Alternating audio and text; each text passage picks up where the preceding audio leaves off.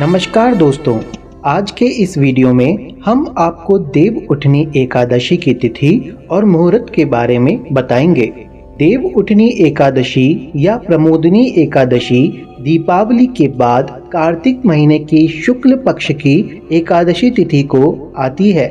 मान्यता है कि देव उठनी एकादशी के दिन भगवान विष्णु क्षीर सागर में 4 महीने की शयन के बाद जागे थे।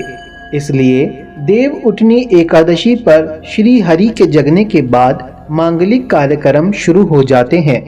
इस दिन भगवान विष्णु को पीले पुष्प, पीले वस्त्र और हल्दी मिला हुआ जल अर्पित करने से हर मनोकामना पूरी होती है। इस दिन शाम को तुलसी पूजन या तुलसी विवाह किया जाता है, जिसका फल कन्यादान के बराबर महापुण्य की प्राप्ति होती है और मनुष्य वैकुंठ लोक को प्राप्त करता है। आइए जानते हैं इस साल देव उठनी एकादशी की शुभ तिथि और मुहूर्त के बारे में। इस वर्ष एकादशी तिथि का प्रारंभ 3 नवंबर को शाम 7:30 पर और एकादशी तिथि की समाप्ति 4 नवंबर को शाम 6:08 पर होगी।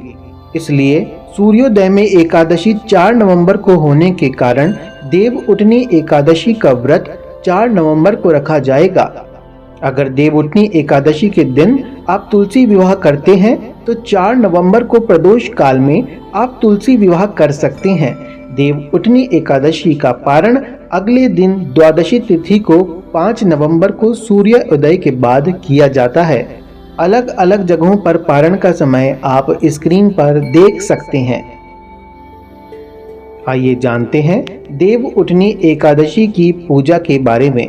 देव उठनी एकादशी का व्रत दशमी तिथि को शाम से ही शुरू हो जाता है और देव उठनी एकादशी का व्रत द्वादशी तिथि को व्रत के पारण के बाद समाप्त होता है। दशमी तिथि को सूर्यास्त से पहले ही भोजन कर लें। इस दिन तामसिक भोजन से परहेज करना चाहिए और सात्विक और हल्का आहार लेना चाहिए। देव उठनी एकादशी के दिन सुबह जल्दी उठकर स्नान आदि से निवृत्त होकर व्रत का संकल्प लें और भगवान विष्णु से कहें, हे जगत के पालनहार, हम आपकी शरण में हैं और आज देव उठनी एकादशी का व्रत कर रहे हैं। मेरा यह व्रत निर्विघ्न पूरा हो जाए, ऐसी शक्ति मुझे प्रदान करो। इसके बाद भगवान विष्णु के समक्ष दीप प्रज्वलित करें और गंगा जल से उनका अभिषेक भी करें।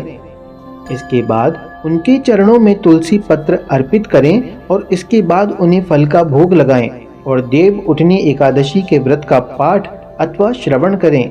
इसके बाद अंत में आरती कर शाम को तुलसी के पौधे के समक्ष घी का दीपक जलाएं और अगर तुलसी विवाह करते हैं तो पूरे विधि विधान से तुलसी और सालग्राम जी का विवाह संपन्न करें।